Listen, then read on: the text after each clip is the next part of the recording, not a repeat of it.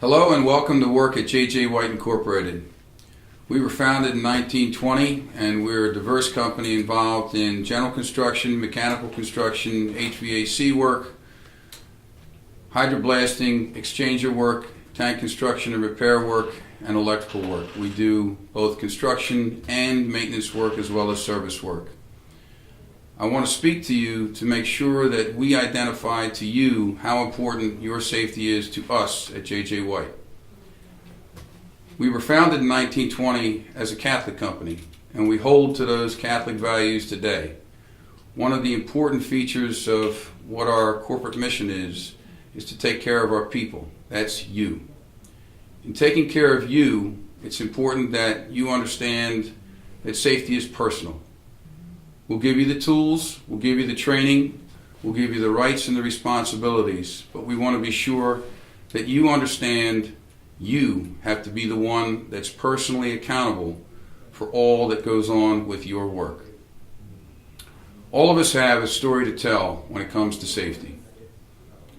And the one that I want to tell you about goes back to 1977.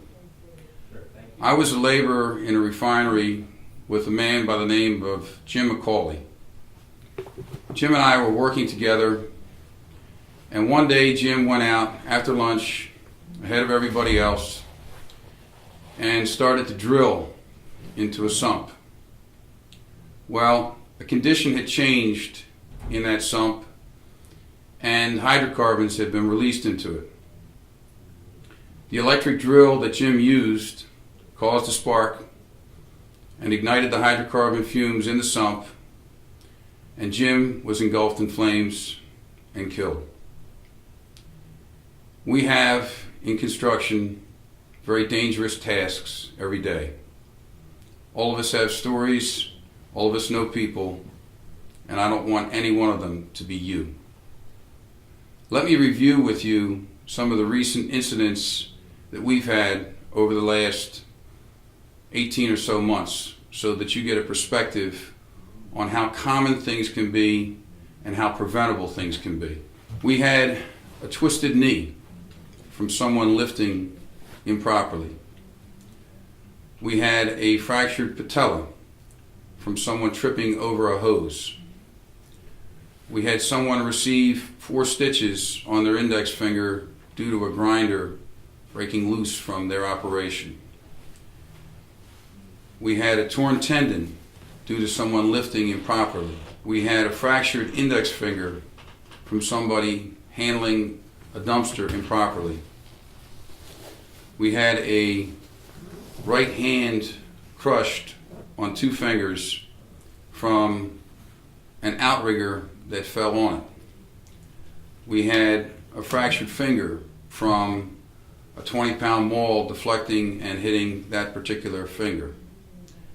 We had a finger pinch and a nail bed removal as a result of being in the line of fire. We had a concussion from somebody slipping on the ice. And we had somebody receive 2 stitches while working with a beater wrench. So you see that from the examples I provided, all of these were preventable incidents.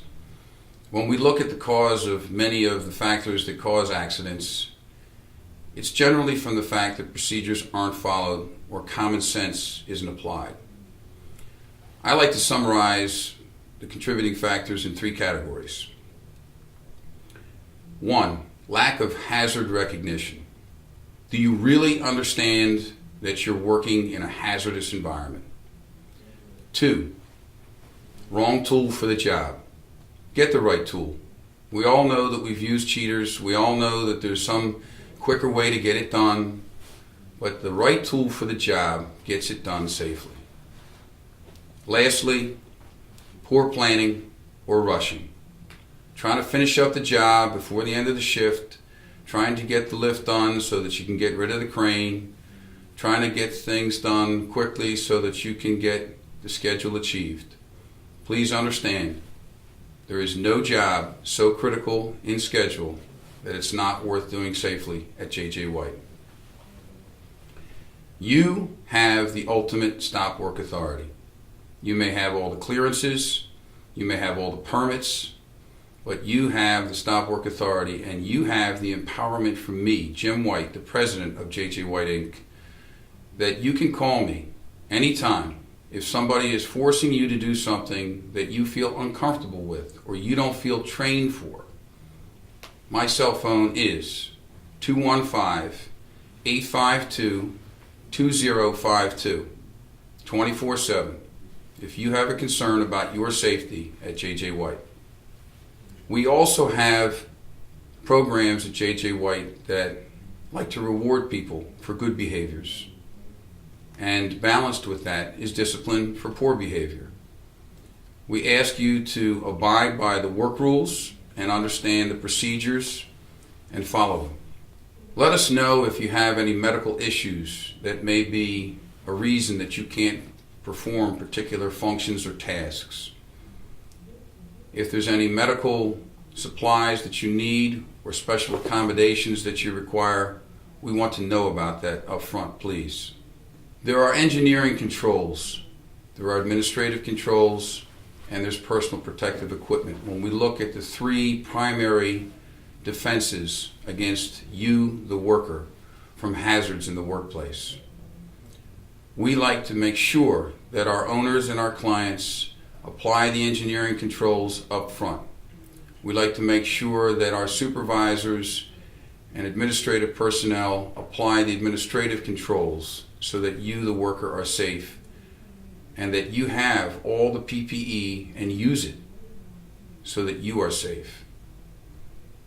Again, if you do not have the right PPE, please do not do the work. We will get it and supply it to you. Be careful of any hazards. Be careful of any toxic material. If you're not sure what it is, don't get near it. Look at signs, look at warnings, and don't cross over caution tape. Please make sure you're comfortable with the chain of command on your job.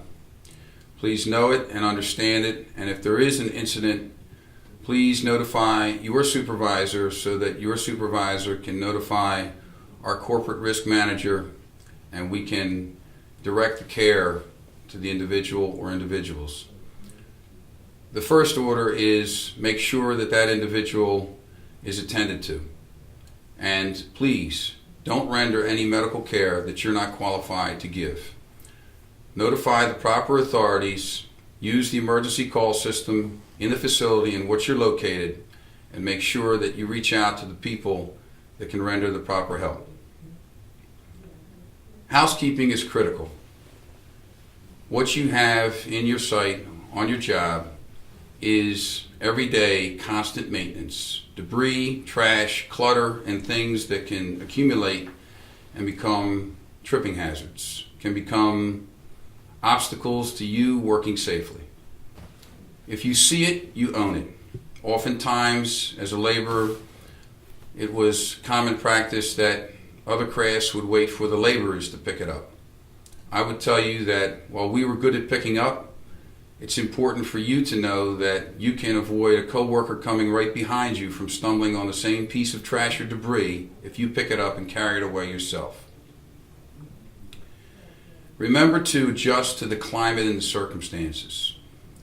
Weather is a great factor on a lot of the construction and maintenance work we do.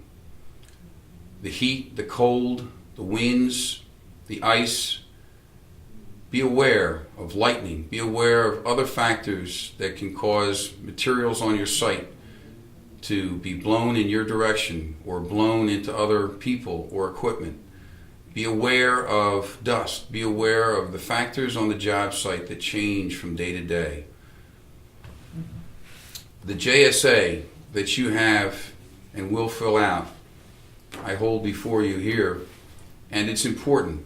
This JSA really is your guide to working safely.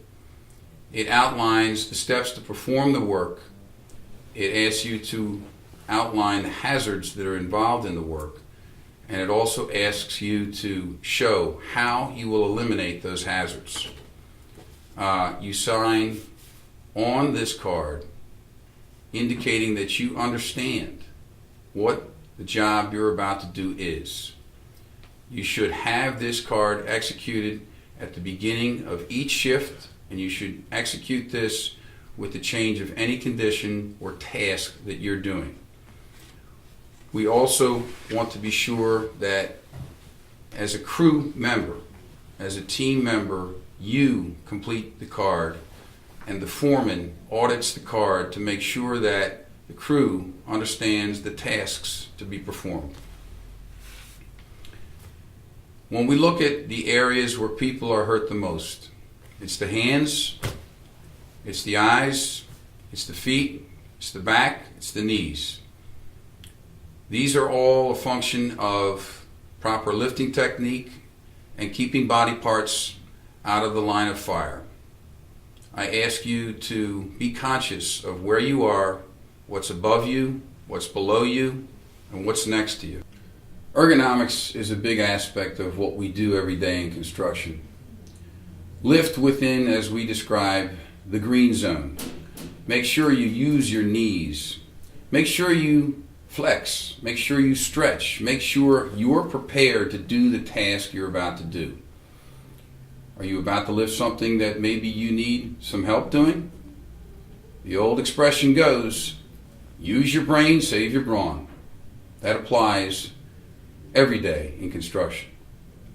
Also, you have rights and duties as an employee at J.J. White.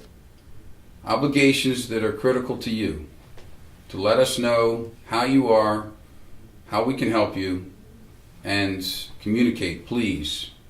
Any special issues that occur on your job that your supervisor or our job superintendent need to know about so that we can make sure that the right tools and the equipment are supplied to you. Coaching and mentoring is something that many of us are awkward about doing. Nobody likes criticism. Criticism is rarely viewed as constructive.